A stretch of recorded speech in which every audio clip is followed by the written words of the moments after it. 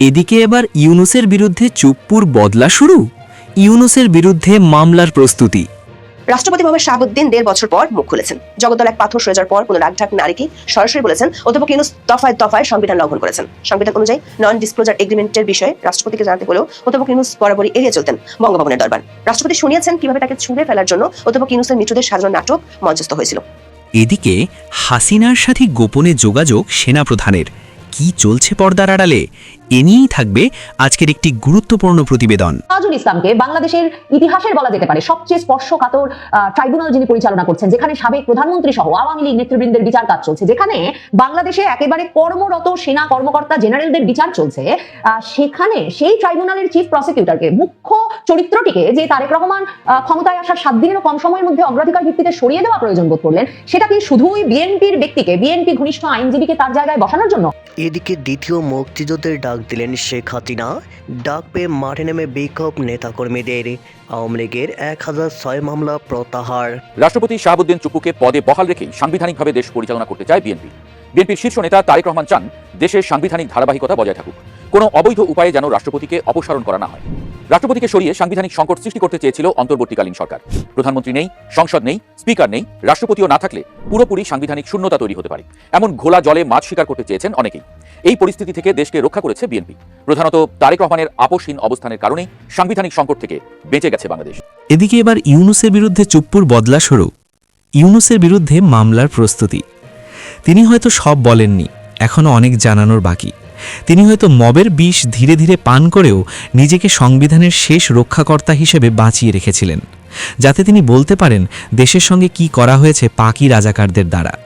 তিনি হলেন বাংলাদেশের রাষ্ট্রপতি শাহাবুদ্দিন চুপ্পু, যার একটি সাক্ষাৎকারের ফলে শুধু ইউনূসই নন, চাপে পড়ে গেল বিএনপিও।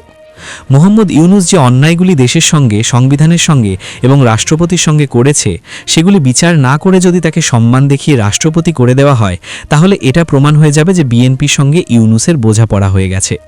ফলে যারা ভাবছিলেন লন্ডনে তারেক রহমানের সঙ্গে ইউনূসের গোপন চুক্তি হয়ে গেছে যে তারেক রহমান প্রধানমন্ত্রী হবেন আর ইউনূস রাষ্ট্রপতি হবেন, তাদের আবার নতুন করে ভাবতে হবে। তার কারণ হলেন বাংলাদেশের বর্তমান রাষ্ট্রপতি শাহাবুদ্দিন চুপ্পু। শুধু তাকেই চরম অপমান অত্যাচার করা হয়েছে এমন নয়, তার পরিবারকেও জিম্মি করা হয়েছিল, যাতে তাকে দিয়ে ভয় দেখিয়ে অথবা চাপ দিয়ে রাজাকার বাহিনীর স্বার্থ সিদ্ধি করা যায়। যেদিন রাষ্ট্রপতি চুপ্পু বলেছিলেন যে সাবেক প্রধানমন্ত্রী শেখ হাসিনার কোনো পদত্যাগপত্র তার কাছে নেই, সেদিন থেকেই তার উপর শুরু হয় অপমান এবং অত্যাচার, যাতে তিনি ভেঙে পড়েন এবং নিজেই সরে যান। এখানেই শেষ নয়, তিনি যখন সরছেন এবং নিজের ক্ষমতা যেখানে যতটুকু দেখানোর সুযোগ আছে তা দেখিয়ে যাচ্ছেন, ফলে মুক্ত মঞ্চের মতো বিভিন্ন মঞ্চের লোকেদের ভাড়া করে এনে রাষ্ট্রপতি ভবনের সামনে মব সৃষ্টির চক্রান্ত শুরু হয়। লক্ষ্য হলো বঙ্গভবন লুট করে রাষ্ট্রপতিকে রাস্তায় নিয়ে এসে বিচারের নামে ফাঁসি দেওয়া অথবা নির্মমভাবে হত্যা করা। তবে এগুলি মোটামুটি আমরা সবাই জানি। এছাড়া বহুবার রাষ্ট্রপতিকে অপসারণের চেষ্টা হয়েছে এবং সেনাবাহিনীর 3 প্রধান বারবার রাষ্ট্রপতিকে বলে এসেছেন যে তার পরাজয় মানে 3 বাহিনীর পরাজয়, তাই তারা যে কোনো মূল্যে এই অসাংবিধানিক কাজটি হতে দেবেন না। এবং সেটিই 3 বাহিনীর প্রধান যমুনায় গিয়ে ইউনূসকেও বলে এসেছিলেন। ফলে ইউনূস সব দলগুলিকে তাদের মতামত জানাতে বলেন। যদি সব দল রাজি হয়, তাহলে রাষ্ট্রপতিকে সরিয়ে দিয়ে সাংবিধানিক শূন্যতা তৈরি করে যা খুশি তাই করা যাবে। কিন্তু রাষ্ট্রপতি জানিয়ে দিলেন বিএনপি এবং বিএনপির সর্বোচ্চ নেতা তারেক রহমান কিভাবে রাষ্ট্রপতিকে সাহস দিয়ে গিয়েছেন।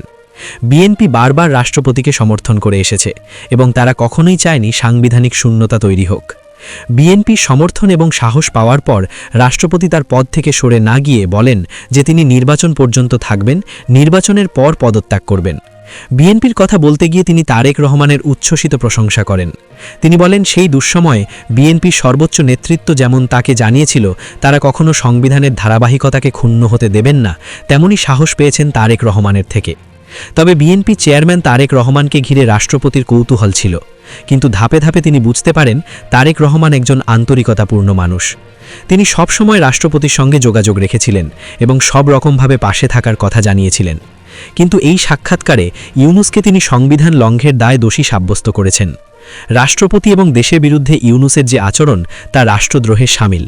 ফলে এখন কি তিনি নতুন প্রধানমন্ত্রীকে পরামর্শ দেবেন যে সংবিধানকে নষ্ট করে সাংবিধানিক শূন্যতা সৃষ্টির জন্য ইউনূসের বিচার করা উচিত? যারা জোর করে রাষ্ট্রপতিকে দিয়ে বিভিন্ন দস্তাবেজে সই করতে বাধ্য করেছেন, বিদেশে রাষ্ট্রপতির নামে মিথ্যে ছড়িয়েছেন, ইউনুস বাহিনীর গোপন রহস্য ফাঁস হয়ে যাওয়ার পর এখন দেখার বিএনপি কী করে। এদিকে হাসিনার সাথে গোপনে যোগাযোগ সেনাপ্রধানের কি চলছে পর্দার আড়ালে। 2024 সালের 5 অগাস্ট শেখ হাসিনা বাংলাদেশ ছেড়েছিলেন। বোন রেহানাকে সঙ্গে নিয়ে ঢাকার বাসভবন অর্থাৎ গণভবন ছেড়েছিলেন। তাকে কপ্টারে করে নিয়ে যাওয়া হয়েছিল নিরাপদ আশ্রয়ের উদ্দেশ্যে। নানা জল্পনার মধ্যে শেখ হাসিনা ভারতে এসে আশ্রয় নেন। শেখ হাসিনা ক্ষমতাচ্যুত হওয়ার পর বাংলাদেশের অন্তর্বর্তী সরকার দায়িত্বে আসে। তার বোন রেহানা লন্ডনে চলে যান। একটি সূত্রের তরফে জানা যায়, বাংলাদেশের সেনাবাহিনীর তরফে প্রধানমন্ত্রী শেখ হাসিনাকে ইস্তফা দেওয়ার জন্য সময়সীমা বেঁধে দেওয়া হয়েছিল। সেই সময়সীমার মধ্যে তিনি বাংলাদেশ ছেড়ে চলে যান। শুধু শেখ হাসিনা নয়, হাসিনার সঙ্গে দলের একাধিক নেতাকর্মীরা তারাও বাংলাদেশ ছেড়ে চলে যান। গণমাধ্যম সূত্রে জানা গিয়েছে, পুরো বিষয়টাই হয়েছে বাংলাদেশ সেনাবাহিনী এবং দিল্লির সঙ্গে আলোচনা সাপেক্ষে। কিছুদিন আগে বাংলাদেশে নির্বাচন হয়েছে। সেই নির্বাচনে হাসিনার দল আওয়ামী লীগ তারা ভোটে অংশ নিতে পারেনি।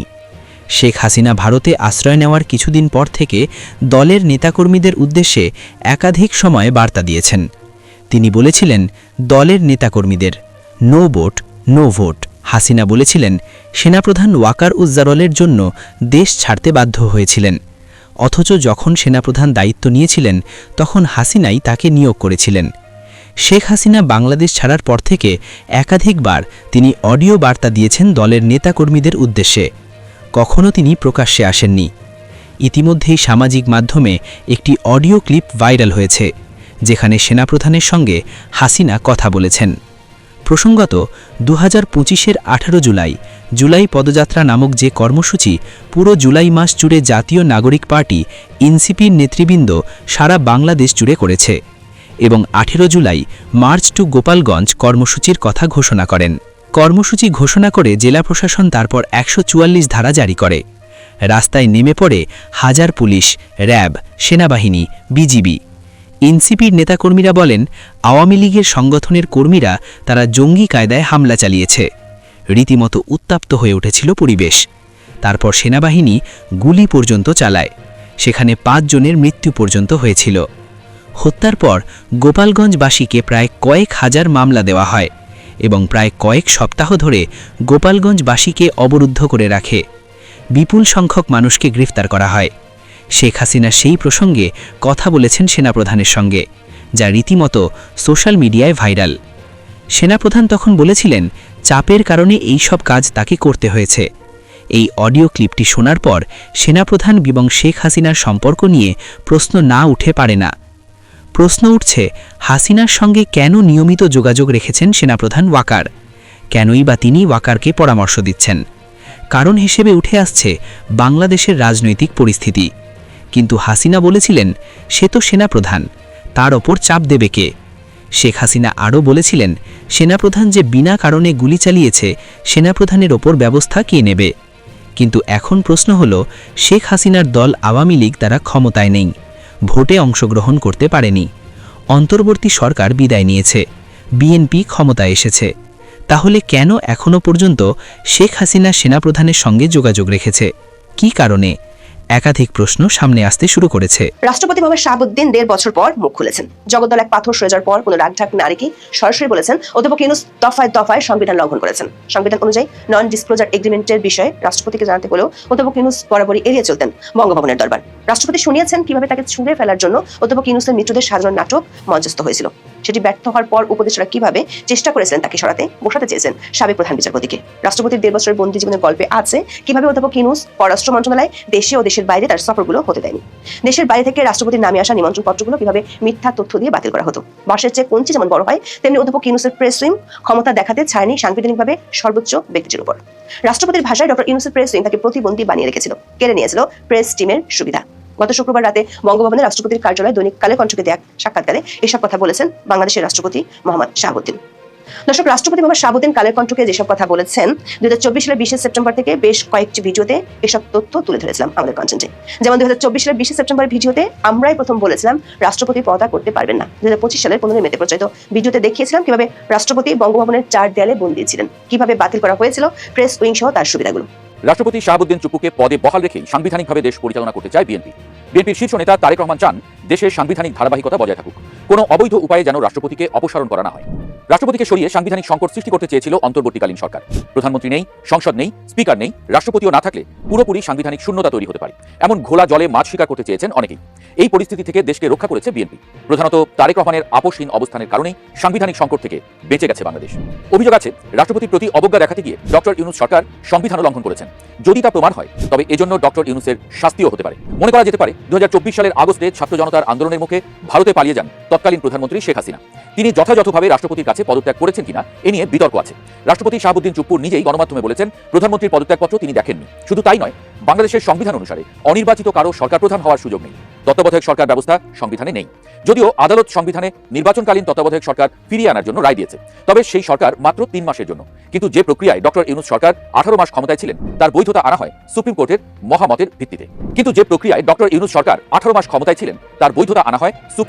মহামতের ভিত্তিতে। উদ্ভূত জরুরি পরিস্থিতিতে সংবিধানের 106 অনুচ্ছেদ অনুযায়ী রাষ্ট্রপতিকে অন্তর্বর্তীকালীন সরকার গঠনের পক্ষে মতামত দেন। আদালতের মতামত অনুসারে এই সরকার গঠনে মুখ্য ভূমিকা পালন করেন রাষ্ট্রপতি শাহাবুদ্দিন চুপ্পু। কিন্তু এই চুপ্পুকেই সরিয়ে দেওয়ার উদ্যোগ নেয় ইউনূস সরকার। রাষ্ট্রপতির উপর টানা অসাংবিধানিক চাপ এবং অপসারণের চেষ্টা চলে। সম্প্রতি গণমাধ্যমে দেওয়া সাক্ষাৎকারে রাষ্ট্রপতি স্পষ্টভাবে বলেছেন অন্তর্বর্তীকালীন আমলে তাকে উপড়ে ফেলার একাধিক পরিকল্পনা চালানো হয়েছে। এগুলো ছিল রাজনৈতিক দল ও ছাত্র জনতার কিছু অংশের চাপে অপসারণের উদ্যোগ, অন্তর্বর্তীকালীন সরকারের ভেতর থেকে সরাসরি চক্রান্ত এবং একজন সাবেক প্রধান বিচারপতিকে অসাংবিধানিকভাবে রাষ্ট্রপতির পদে বসানোর পরিকল্পনা, যা সেই বিচারপতি নিজে প্রত্যাখ্যান করেন। এর মাধ্যমে প্রমাণিত হয় অন্তর্বর্তীকালীন সরকার বাংলাদেশের সরকার পরিচালনায় সাংবিধানিক ধারাবাহিকতাকে সম্পূর্ণ অগ্রাহ্য করার চেষ্টা করেছিল। রাষ্ট্রপতি যদি অপসারিত হতেন তাহলে একটা সাংবিধানিক শূন্যতা সৃষ্টি হতো, যা দেশকে আরো গভীর অস্থিরতার দিকে নিয়ে যেত। যে কেউ যে কোনো ঘটনা ঘটিয়ে দিলে তার কোনো জবাবদিহিতা থাকতো না। এই পরিস্থিতিতে সুযোগ নিতে পারত জঙ্গি বা রাষ্ট্রবিরোধী কোনো গোষ্ঠী। তবে রাষ্ট্রপতির দৃঢ়তা এবং বিএনপির স্পষ্ট অবস্থান এই পরিকল্পনাকে ব্যর্থ করে দিয়েছে। রাষ্ট্রপতি অভিযোগ করেছেন ডক্টর ইউনূস সরকার বঙ্গভবনকে প্রায় অকার্যকর প্রতিষ্ঠানে পরিণত করে। রাষ্ট্রপতির প্রেস উইং সম্পূর্ণ প্রত্যাহার করে নেওয়া হয়েছে। প্রেস সেক্রেটারি, ডেপুটি অ্যাসিস্ট্যান্ট সবাইকে সরিয়ে দেওয়া হয়েছে। কসোভো এবং কাতারে রাষ্ট্রপতির 2টি বিদেশ সফর আটকে দেওয়া হয়েছে। বিদেশি মিশন থেকে রাষ্ট্রপতির ছবি রাতারাতি নামিয়ে দেওয়া হয়েছে। জাতীয় দিবসের ক্রোড়পত্রে রাষ্ট্রপতির বাণী প্রকাশ বন্ধ করে দেওয়া হয়েছে। প্রধান উপদেষ্টা ডক্টর ইউনূস একবারও বঙ্গভবনে আসেননি, বিদেশ সফরের রিপোর্ট দেননি। এর মধ্যে শেষের অভিযোগটি সরাসরি সংবিধান লঙ্ঘন, কারণ সংবিধানের 145 ক অনুসারে বিদেশের সহিত সম্পাদিত সকল চুক্তি রাষ্ট্রপতির নিকট পেশ করা হইবে। কিন্তু রাষ্ট্রপতি শাহাবুদ্দিন চুপ্পু অভিযোগ করেছেন সরকার প্রধান বিদেশ থেকে ফেরার পরে রাষ্ট্রপতির কাছে রিপোর্ট করা প্রধান উপদেষ্টার দায়িত্ব। কিন্তু রাষ্ট্রপতি শাহাবুদ্দিন চুপ্পু অভিযোগ করেছেন সরকার প্রধান হিসেবে ডক্টর মোহাম্মদ ইউনূসের বিদেশ থেকে ফেরার পরে রাষ্ট্রপতির কাছে রিপোর্ট করা দায়িত্ব। কিন্তু 15 থেকে 20 বার বিদেশে গিয়েও একবারও রাষ্ট্রপতির সাথে দেখা করতে আসেননি ডক্টর ইউনূস। কোনো চুক্তির বিষয়েও তাকে জানানো হয়নি। এটা গুরুতর অভিযোগ, সংবিধান লঙ্ঘনের শামিল। যদি এই অভিযোগ প্রমাণিত হয় তাহলে মৃত্যুদণ্ড পর্যন্ত শাস্তি হতে পারে, কারণ সংবিধান লঙ্ঘনের সর্বোচ্চ শাস্তি মৃত্যুদণ্ড। ভেবে দেখুন, সংবিধান লঙ্ঘন জেনেও এই পদক্ষেপগুলো কেন নেওয়া হয়েছিল। এগুলো কোনো সাধারণ প্রশাসনিক সিদ্ধান্ত নয়, এটা ছিল রাষ্ট্রপতির প্রতিষ্ঠানকে দৃশ্যমানভাবে অদৃশ্য করে দেওয়ার পরিকল্পিত প্রচেষ্টা। অন্তর্বর্তীকালীন সরকার চেয়েছিল রাষ্ট্রপতিকে নামমাত্র একটা পদে পরিণত করতে, যাতে তার কোনো দৃশ্যমানতা বা গুরুত্ব না থাকে। এর ফলে কোনো কারণে রাষ্ট্রপতিকে সরিয়ে দেওয়া হলেও সমাজে তার কোনো প্রভাব পড়বে না, এমনটাই ভেবেছিল তারা। কিন্তু সরকার ভুলে গিয়েছিল এই সরকার প্রতিষ্ঠিত হয়েছে রাষ্ট্রপতির উদ্যোগে। রাষ্ট্রপতি আইন মন্ত্রণালয়ের মাধ্যমে আদালতের ভেটিং আনার পরই সরকার গঠিত হয়। এই কারণে রাষ্ট্রপতিকে অপসারণের উদ্যোগের বিরুদ্ধে কঠোর অবস্থান নেয় বিএনপি। বিএনপির শীর্ষ নেতৃত্ব অর্থাৎ দলের চেয়ারম্যান তারেক রহমান তার পাশে ছিলেন। বিএনপি এবং তার জোটে থাকা দলগুলো চেয়েছিল কোনো তৃতীয় শক্তি যেন সুযোগ নিতে না পারে। রাষ্ট্রপতির এই বক্তব্য বিএনপির জন্য একটা বড় রাজনৈতিক পয়েন্ট। রাষ্ট্রপতির মুখ থেকে এসেছে সবচেয়ে কঠিন সময় বিএনপি সাংবিধানিক মূল্যবোধ রক্ষা করেছে, যেখানে অন্তর্বর্তীকালীন সরকার তা ভঙ্গ করতে চেয়েছিল। মনে রাখা দরকার, বিএনপি সবসময় সাংবিধানিক ধারাবাহিকতা বজায় রাখার পক্ষে। বিএনপির প্রয়াত চেয়ারপারসন বেগম খালেদা জিয়া 3 বার প্রধানমন্ত্রী ছিলেন। তিনিই বাংলাদেশের একমাত্র শাসক যিনি কখনো জরুরি অবস্থা জারি করেননি। ভূ রাজনৈতিক কারণে বাংলাদেশের প্রভাব বিস্তার করার জন্য পরাশক্তিগুলোর লড়াই চলছে। বাংলাদেশে একটা নিজেদের আজ্ঞাবহ সরকারও বসাতে চায় কেউ কেউ। কিন্তু বিএনপি এবং দলের চেয়ারম্যান তারেক রহমানের আপোষহীন ভূমিকার কারণে তাদের এই চেষ্টা সফল হয়নি, এটা আজ বলা যায়। বিএনপি সবসময় বলে গেছে রাষ্ট্রপতিকে সরাতে চায় না বিএনপি। শাহাবুদ্দিন চুপ্পুকে রাষ্ট্রপতি পদে বহাল রেখেই সাংবিধানিকভাবে দেশ পরিচালনা করতে চায় দলটি। অন্তর্বর্তীকালীন সরকারের কর্মকাণ্ডে বিব্রত রাষ্ট্রপতি নিজেই রয়টার্সকে দেওয়া সাক্ষাৎকারে বলেছিলেন নির্বাচনের পরে আর পদে থাকতে চান না তিনি। তবে সেই সময় রাষ্ট্রপতির পাশে থাকা বিএনপি এখন ক্ষমতায়, তারেক রহমান এখন প্রধানমন্ত্রী। সে সময় যারা রাষ্ট্রপতিকে সমর্থন দিয়ে গেছেন তারাই এখন ক্ষমতায়। এই অবস্থায় রাষ্ট্রপতির পদত্যাগ করার কোনো কারণ নেই। আর বিএনপির শীর্ষ নেতা প্রধানমন্ত্রী তারেক রহমানও চান দেশে সাংবিধানিক ধারাবাহিকতা বজায় থাকুক। কোনো বিতর্কিত উপায়ে রাষ্ট্রপতিকে অপসারণ করতে চাইবেন না নিশ্চয়ই তিনি। ফলে বলা যায় সম্ভবত আরও 2 বছর বঙ্গভবনে থাকছেন রাষ্ট্রপতি মোহাম্মদ শাহাবুদ্দিন। তাজুল ইসলামকে বাংলাদেশের ইতিহাসের বলা যেতে পারে সবচেয়ে স্পর্শকাতর ট্রাইব্যুনাল যিনি পরিচালনা করছেন, যেখানে সাবেক প্রধানমন্ত্রী সহ আওয়ামী লীগ নেতৃবৃন্দের বিচার কাজ চলছে, যেখানে বাংলাদেশে একেবারে কর্মরত সেনা কর্মকর্তা জেনারেলদের বিচার চলছে, সেখানে সেই ট্রাইব্যুনালের চিফ প্রসিকিউটরকে, মুখ্য চরিত্রটিকে, যে তারেক রহমান ক্ষমতায় আসার 7 দিনেরও কম সময়ের মধ্যে অগ্রাধিকার ভিত্তিতে সরিয়ে দেওয়া প্রয়োজন বোধ করলেন, সেটা কি শুধুই বিএনপির ব্যক্তিকে, বিএনপি ঘনিষ্ঠ আইনজীবীকে তার জায়গায় বসানোর জন্য? বাংলাদেশে বিএনপি নতুন সরকার গঠনের 1 সপ্তাহের কম সময়ের মধ্যে আন্তর্জাতিক অপরাধ ট্রাইব্যুনালের প্রবল প্রতাপশালী চিফ প্রসিকিউটর তাজুল ইসলামকে অপসারণ করা হলো। তাজুল ইসলামকে যে অপসারণ করা হবে সেটা রোববার থেকেই শোনা যাচ্ছিল। রোববার নতুন আইনমন্ত্রী আসাদুজ্জামান চিফ প্রসিকিউটর তাজুল ইসলামকে তাঁর কার্যালয়ে ডেকে নিয়ে যান এবং সেখানে তিনি এটা অবহিত করেন যে সরকার তাজুল ইসলামকে সরিয়ে নতুন চিফ প্রসিকিউটর মনোনয়নের সিদ্ধান্ত নিয়েছে। এরপর সোমবার এই ঘোষণা আসে যে তাজুল ইসলামের জায়গায় নতুন চিফ প্রসিকিউটর হিসেবে আইনজীবী মোহাম্মদ আমিনুল ইসলামকে নিয়োগ দেওয়া হয়েছে। আমিনুল ইসলাম জাতীয়তাবাদী আইনজীবী ফোরামের সদস্য এবং তিনি বেগম খালেদা জিয়া এবং নতুন প্রধানমন্ত্রী তারেক রহমানের আইনজীবী হিসেবেও আদালতে মামলা লড়েছেন। তারেক রহমান বিএনপির অত্যন্ত বিশ্বস্ত এবং একেবারে এই রাজনীতির সঙ্গে সংশ্লিষ্ট আমিনুল ইসলামকে তাজুল ইসলামের জায়গায় যে স্থলাভিষিক্ত করা হলো, তাজুল ইসলাম বিষয়টাকে বেশ স্বাভাবিকভাবে নিয়েছেন বলে মনে হলো। তিনি সংবাদ মাধ্যমের সামনে তার প্রতিক্রিয়ায় বলেছেন যে এটা খুবই স্বাভাবিক যে নতুন সরকার এসে তাদের পছন্দের ব্যক্তিদেরকেই গুরুত্বপূর্ণ স্থানে বসাতে চাইবেন। এবং তাজুল ইসলাম সংবাদ মাধ্যমের সামনে এসে বলেছেন আজকে একটা আনন্দ নিয়েই যাচ্ছি, কারণ তিনি বলেছেন নতুন চিফ প্রসিকিউটরও তার দায়িত্বে সফল হবে বলে তিনি আশা করছেন। এবং তিনি বলেছেন যে আজকে বলছি আমি প্রত্যেকের উপরেই সন্তুষ্ট, আজকে একটা আনন্দ নিয়েই যাচ্ছি, যতদিন দায়িত্ব পালন করেছি প্রত্যেকে আমাকে হেল্প করেছেন। আমি আশা করবো যিনি চিফ প্রসিকিউটর আসছেন তিনিও একই ধরনের সহযোগিতা পাবেন। রাজনৈতিক সরকার, কোনো নির্বাচিত নতুন সরকার দায়িত্ব নেয় তখন স্বাভাবিকভাবেই রাষ্ট্রের বিভিন্ন জায়গায় তারা পছন্দের লোক বসাবে। এই যে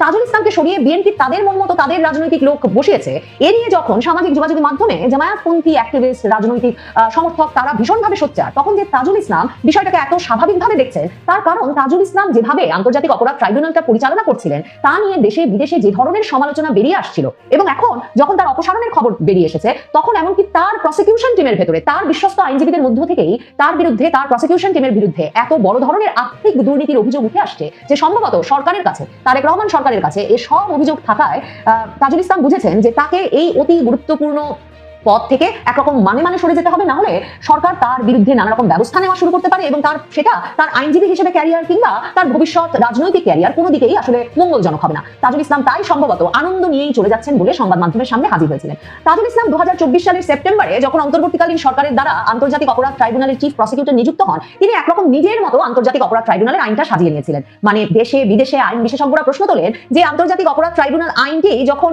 যুদ্ধাপরাধ, গণহত্যা এসবের বিচারের জন্য গঠিত হয়েছিল বা প্রণীত হয়েছিল, তখন 2025 সালে তাজুলের ট্রাইব্যুনাল যে এসে একটা অধ্যাদেশের মাধ্যমে সে আইনের একেবারে মৌলিক কাঠামোতে পরিবর্তন এনে আভ্যন্তরীণ রাজনৈতিক সংঘর্ষের ঘটনা তদন্ত এবং বিচারের ভার আন্তর্জাতিক অপরাধ ট্রাইব্যুনালকে দিয়ে দিল, সেটা কতটা সংবিধান সম্মত হয়েছে, সেটা কতটা আইনসম্মত হয়েছে। এবং দেশি বিদেশি অনেক আইন বিশেষজ্ঞ মনে করেন অধ্যাদেশের মাধ্যমে পরিবর্তনের ফলে যে আইন দ্বারা এই বিচার কাজ পরিচালিত হয়েছে, গত 17-18 মাস ধরে আদালতে মামলা উঠলে সংবিধানে এই আইনের কোনো স্বীকৃতি নেই এই মর্মে এই পুরো বিচার কাজও বাতিল করে দেওয়ার সুযোগ রয়ে গেছে।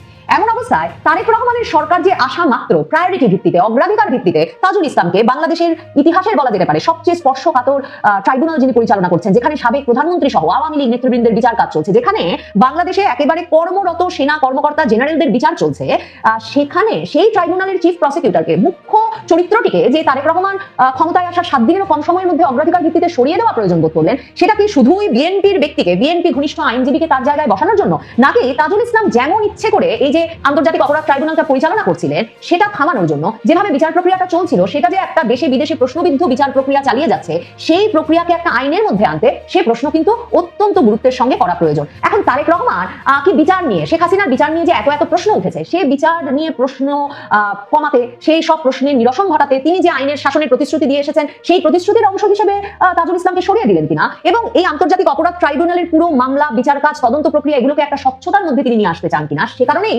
তাজুল ইসলাম এবং তার প্রসিকিউশন টিমের অপসারণ কিনা সেটা দেখবার জন্য অপেক্ষা করতে হবে যে কিভাবে তারা পরবর্তী সময়ে বিচার কাজটা পরিচালনা করেন। দেখেন, তাজুল ইসলামের প্রসিকিউশন টিম একরকম যে একরকম ভয় দেখিয়ে, একরকমের চাপ প্রয়োগ করে, একরকমের জবরদস্তি করে বিচার প্রক্রিয়াটা চালিয়ে নিয়ে যাচ্ছিল। গত কমাসে সংবাদ মাধ্যমে একরকম চাপ আর ভয়ের পরিবেশের মধ্যেও কিন্তু সেটা খবর হয়েছে। তিনি অপরপক্ষের আইনজীবীকে রীতিমতো ধমকে বলেছেন যে যদি আপনি বেশি কথা বলেন তাহলে আপনার বিরুদ্ধেও মামলা করে দেবো, আপনার বিরুদ্ধেও অনেক অভিযোগ আছে, কেন অভিযোগপত্র আসামি পক্ষের আইনজীবীর কাছে পৌঁছানোর আগে এই মামলায় সাক্ষ্য গ্রহণ শুরু হয়ে গেছে, এমন একেবারে বেসিক প্রশ্ন করার পরেও তাজুল ইসলাম এবং তাজুল ইসলামের প্রসিকিউশন বাহিনী এমন ধমকে উঠেছে যে সেসব শিরোনাম হয়েছে বাংলাদেশের বিভিন্ন সংবাদ মাধ্যমে। কাজেই তাজুল ইসলামরা একরকম যে শুধু আইনটাকে সাজিয়ে নিয়ে শেখ হাসিনা থেকে শুরু করে আওয়ামী লীগ নেতৃবৃন্দ, সেনা নেতৃবৃন্দ, পুলিশ সকলের বিচার করা শুরু করেছেন আন্তর্জাতিক অপরাধ ট্রাইব্যুনালে, তাই নয়, পুরো বিচার প্রক্রিয়াতেই তারা বিচারক থেকে আসামি পক্ষের আইনজীবী সবাইকে ধমকাধমকি করছিলেন, একরকমের ভয় দেখিয়ে তাদের পছন্দ ধর্ষণদের বিচারটা আদায় করে নিয়ে আসছিলেন। আরো ভয়াবহ যেসব অভিযোগ এখন তাজুল ইসলামদের বিরুদ্ধে উঠে আসছে, মানে আন্তর্জাতিক অপরাধ ট্রাইব্যুনালের চিফ প্রসিকিউটর আর তার প্রসিকিউশন টিমের বিরুদ্ধে উঠে আসছে, সম্ভবত সেসব অভিযোগ মাথায় রেখে মানে হাসতে হাসতে আমি আনন্দিত বলতে বলতে তাজুল ইসলাম সরে গেছেন। সবচেয়ে বড় যে অভিযোগটা এসেছে সেটা হচ্ছে শেখ হাসিনার মামলায় রাজসাক্ষী করার বিষয়টি নিয়ে একটা গুরুতর অভিযোগ এবং অসন্তোষ জুলাই আন্দোলনে নিহতদের পরিবারের পক্ষ থেকেই ছিল। নিহত পরিবারগুলো বলে আসছিল যেই পুলিশ বাহিনী সবচেয়ে বেশি হত্যাকাণ্ডের সঙ্গে জড়িত সেই পুলিশ বাহিনীর প্রধানকে রাজসাক্ষী করে নামমাত্র সাজা দিলে কি করে ন্যায় বিচার নিশ্চিত হলো, যখন কিনা শেখ হাসিনা এবং স্বরাষ্ট্রমন্ত্রী আসাদুজ্জামান খান কামাল এমনিতেই দেশের বাইরে আছেন এবং তাদেরকে গ্রেফতার করা যায়নি।